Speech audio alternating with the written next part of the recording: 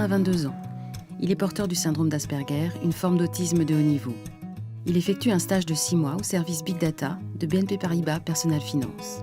Je dois catégoriser des incidents survenant dans des applications de la BNP afin d'améliorer le temps de résolution de ces incidents.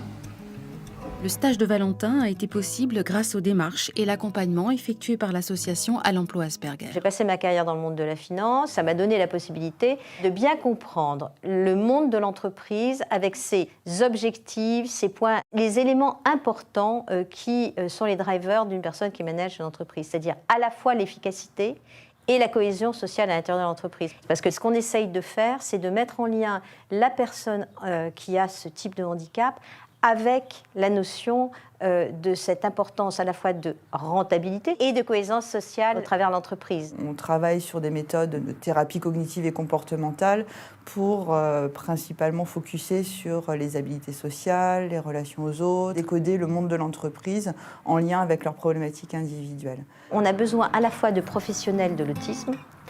On a besoin de gens qui connaissent très bien l'autisme Asperger et l'autisme de haut niveau, mais on a surtout besoin de gens également qui connaissent très bien le monde de l'entreprise. Et c'est, je pense, la force de notre service d'accompagnement, c'est d'avoir cette double vision de la particularité de l'autisme et du besoin de la personne et de la particularité de l'entreprise et de ce que les entreprises attendent comme accompagnement pour que ça puisse marcher. Concernant le monde de l'entreprise, c'est important aussi de leur apporter des éléments de décodage en adressant les ressources humaines et le manager direct. Et si l'intéressé en est d'accord, c'est très utile et très intéressant de faire des sensibilisations du collectif de travail de manière à apporter un décodage sur des attitudes qui ne sont pas forcément standards et qui peuvent générer des bizarreries et de l'incompréhension. Donc ça permet de détendre l'atmosphère et de rendre les choses plus opérationnelles. Et on a pu voir, d'après toutes les sensibilisations qu'on a faites, que ça fait sens et que c'est très utile.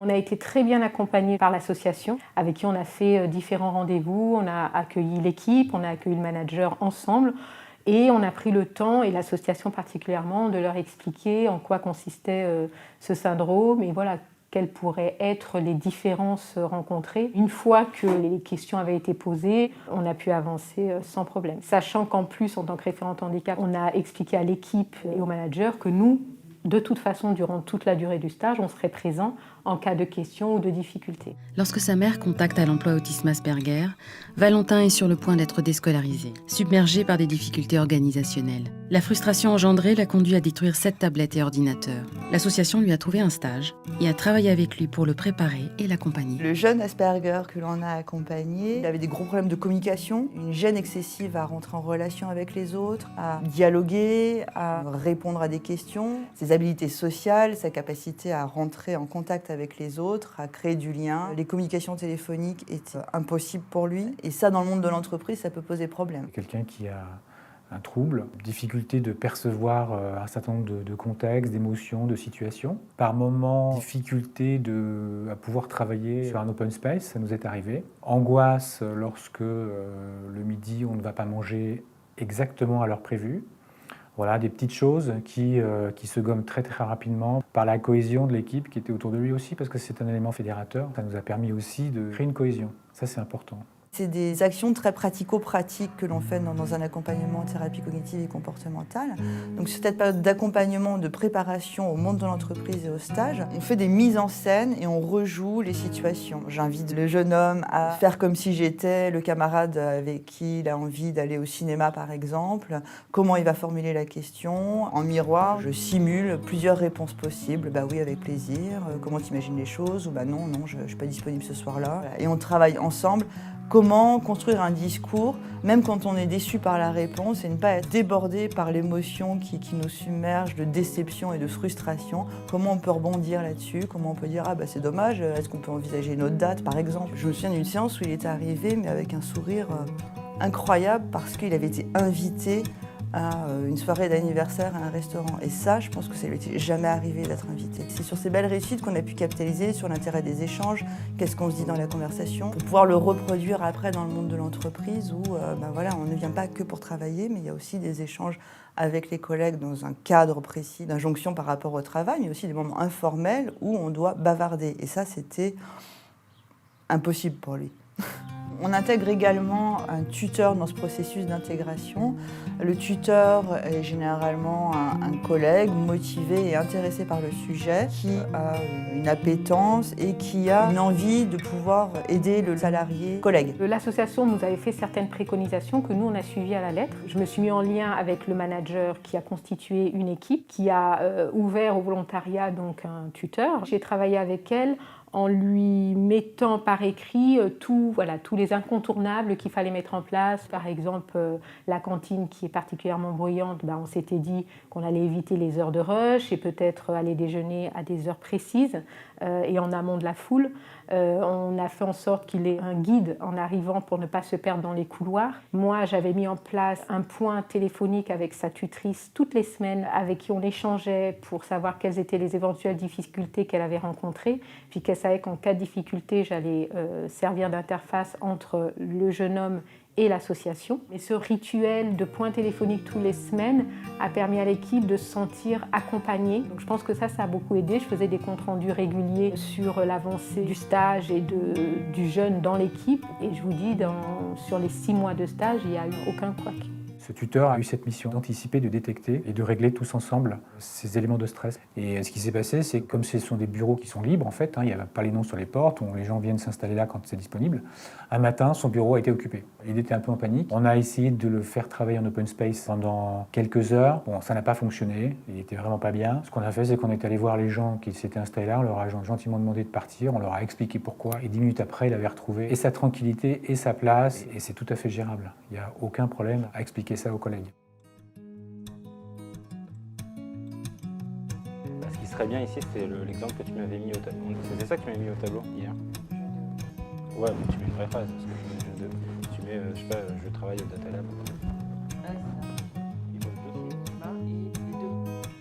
Ah oui. C'est puis, c'est pas les deux, c'est pas l'inverse. C'est pas climat, puis prédicatif, c'est l'inverse.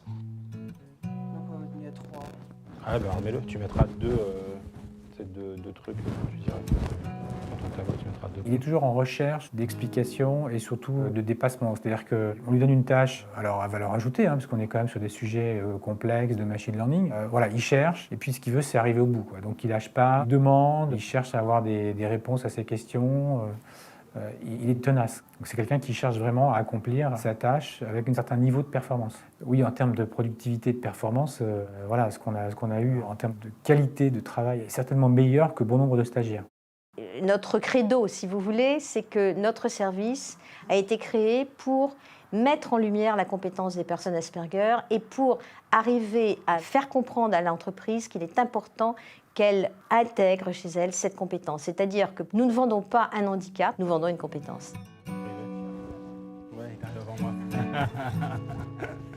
Il charrie en plus.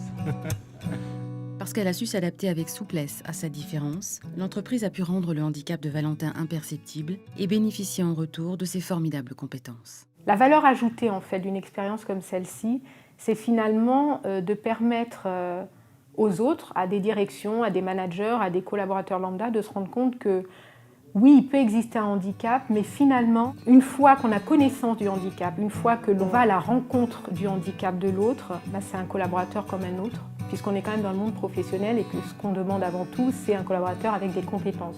Et quand les compétences sont là, même si après il y a certaines différences, du moment qu'on est au courant des différences et qu'on sait les gérer au quotidien, pour moi, il n'y a pas de sujet. Et notre vraie réussite sur cette expérience-là, c'est qu'on est ressorti avec un manager satisfait à 200% du travail effectué, qui finalement s'est rendu compte que c'était possible de le faire. Une équipe qui a été enchantée d'accueillir ce jeune homme, qui a eu un collègue qui travaillait tout aussi bien que lui, comme quoi c'est possible de le faire en entreprise. Ce stagiaire nous a aussi permis de nous focaliser sur quelque chose qui n'est pas forcément notre travail quotidien, mais qui donne du sens, qui donne de la cohésion. Être bienveillant vis-à-vis de l'autre, c'est quelque chose de positif. Sans tomber dans le misérabilisme, c'est pas le sujet. Ça coûte rien et au contraire, ça renforce les liens qu'on peut avoir entre nous, parce qu'on se découvre les uns les autres sous des facettes qu'on n'a pas l'habitude de partager. Et quelque part, ça peut révéler, ça peut rapprocher. Et ça, cette cohérence, alors elle est infime, elle est ténue, mais elle est réelle, elle est profonde. Donc au sein de l'équipe, oui, sur le petit groupe, quand on a accueilli ce stagiaire, je dois dire que au bout de quelques mois, on ressort un peu transformé. On se connaît mieux, on est dans une logique positive où en plus on a dépassé nos limites en termes de productivité tous ensemble. Ça c'est clair, hein, je pense qu'il faut le dire. Et c'est ainsi qu'à l'issue de son stage, Valentin a été embauché par BNP Paribas.